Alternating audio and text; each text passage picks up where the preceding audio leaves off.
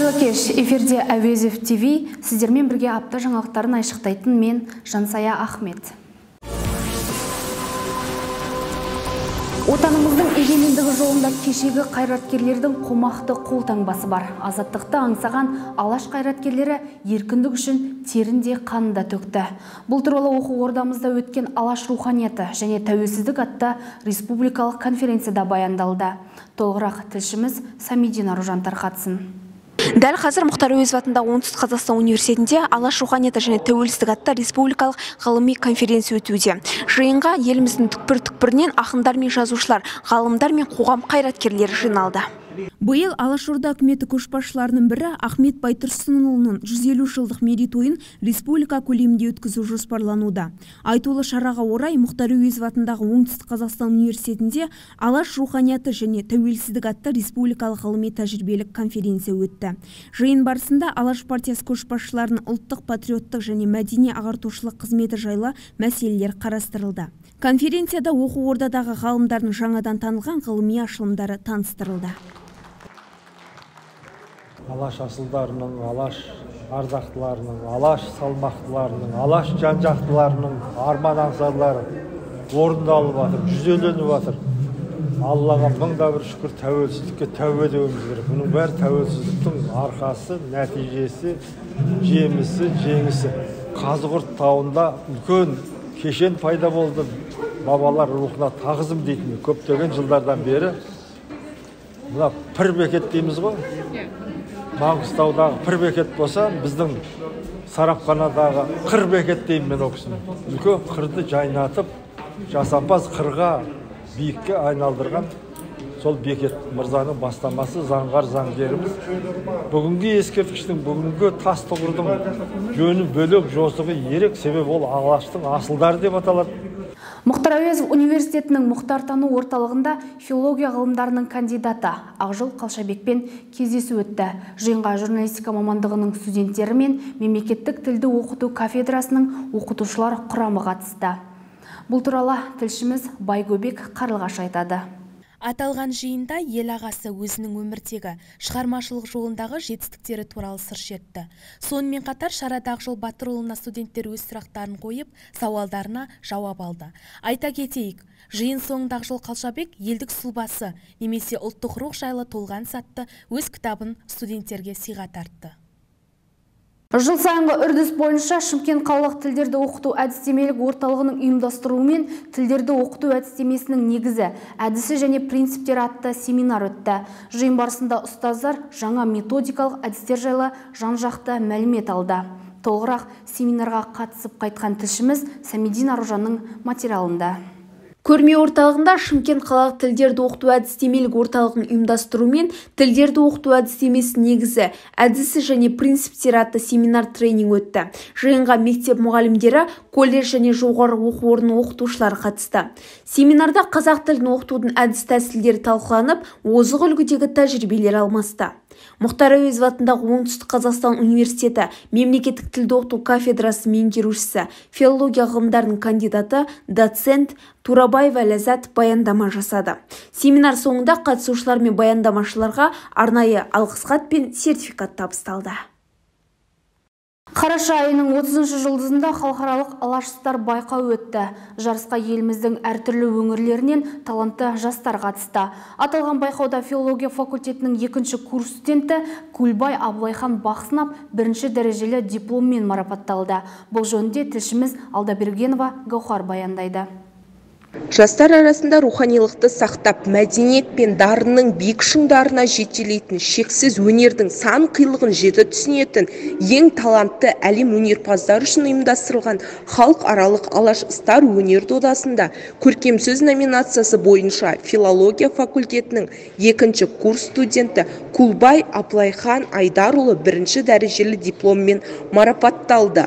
Халықаралық байқауда бақ сынаған студент Бақытбек Смағұлдың ұлысымның ұясындай Нұр өлкем атты туындысын мәнерлеп оқып, көпшілікті тәнті етті.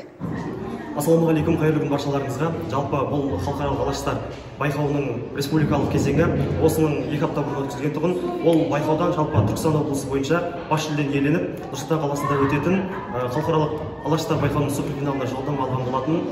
Жолдаманың алған әсерінен өзіміздің Мұхтар Әуезов атындағы Оңтүстік Қазақстан университетінің ректоры Дария Пернешқызы арнайы босату қағазын шығарып, сол Нұрсұлтан қаласына жолдама алып, жалпы жіберген тұғын.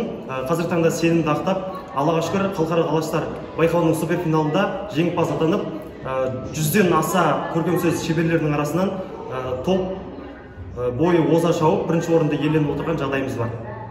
Театр әлеміне бірге сапар шегейік. Оқу ордамызда мәдениет және спорт факультетінің МС-26К1 тобының жас актерлары театр қойылымын қойған болатын. Қойылым жайында толығырақ тілшіміз Жораева Әсел тарқатсын.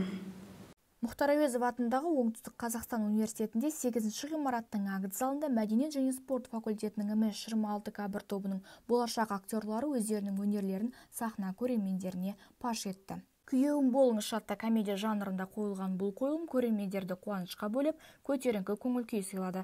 Кеш қонақтары мәдениет және спорт факультетінің деканы, педагогика ғылымдарының докторы, доцент Медеубек Жұматайұлы және театр және эстрадалық шығармашылық кафедрасының меңгерушісі Қарлығаш Әбдіманапқызы жастарымызға жылы лебіздерін білдіріп, сәттілік тіледі. Дайындыққа 1 айдың көлемінде уақыт кетті. Бұл енді өзі актерлық шеберліктің өзі мектептерден тұрады. Бірінші этюдтан басталады, сахна тілінен басталады.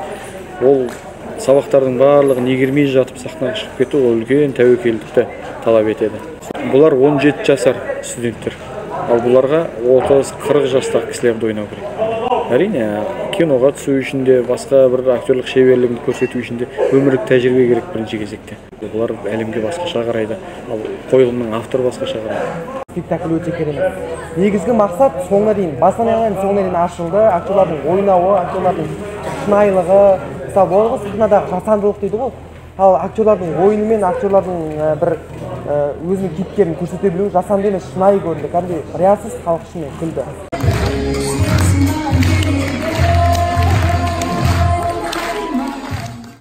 Мұхтар Әуезов университетінде G-Global халықаралық хатшылығының басшысы Серік Нұрбекұлымен кездесу өтті. Жиын барысында басқарма төрағасы Дария Пернешқызы қонақтарды университеттің тыныс тіршілігімен таныстырды. Сонымен қатар университет басшылығы мен болашақтағы ынтымақтастық мәселелері талқыланды. Қазір Нобель Фест деген фестиваль, ол әлемдегі ең мықты шара деңгейіне шықты. Ал енді ең бірінші осы шараны қолдаған ол Дария Пернешқызы. Ректорлардың ішінде.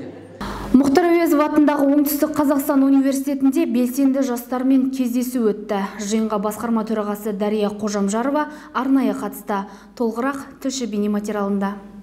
Мұхтар Әуезов атындағы Оңтүстік Қазақстан университетінің ректоры Қожамжарова Дария Пернешқызы университеттің белсенді студенттерімен кездесу өткізді. Кездесу барысында Дария Пернешқызы студенттермен еркін форматта әңгімелесіп, жастардың ұсыныс пен талап тілектерін тыңдады. Жиында студенттер тарапынан жазғы лагерь ашу, білім бағдарламасында практикаға көп көңіл аудару мен студенттердің киім үлгісі, бозбала мен бойжеткен сынды идеялар ұсынылды. Дария Пернешқызы студенттерді жан-жақты ойлауға, жаңа бағдарламалар ұсынуға, алған білімдерін практика жүзінде көрсетуге шақырды. Қазір сіздер өз бағдарламаларыңызды, өздеріңіз қарап, оқитын мұғалімдеріңізді, оқытушы профессор құрамының барлығын өздеріңіз қарауға толық мүмкіндіктеріңіз бар. Сіздер білім алуға толыққанды жағдай жасап, және сол жағдайға өздеріңіз араласып, белсенді жұмыс жасау керек. Сонымен қатар университетіміздің әлеуметтік желідегі парақшаларын дамыту мәселесі қозғалып, студенттерге бағыт-бағдар берілді. Университет студенттері спорт сайыстарында топ жаруда. Спорт жаңалықтарымен толығырақ тілшіміз Тұрысбек Айғаным таныстырсын. Күні кеше университетіміздің студенті Махмуд Сабырхан Сербияның Белград қаласында өтіп жатқан бокстан әлем чемпионатында Қазақстан құрамасының 54 келі салмақ дәрежесінде өнер көрсетті. Махмуд бразилиялық қарсыласын жеңіп, жартылай финалға жолдама алды. Бокстан ағайлардың айтқанымен, оның тактикасын өзіне қолданып жібердім. Аллаға шүкір, мені 5-0 есебімен жеңіс еттім. Сонымен қатар, Муайтайдан ересектер арасында өткен Қазақстан Республикасының 2021 жылғы чемпионатында сәулет құрылыс факультетінің 2-ші курс студенті Білесов Шыңғыс 71 келі салмақта сайысқа түсіп, 3-ші орынды иеленді.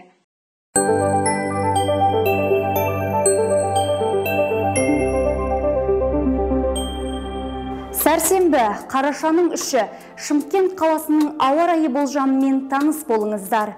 Ауа температурасы күндіз плюс 14 градусты көрсетсе, түнде плюс 2 градусты көрсетпек.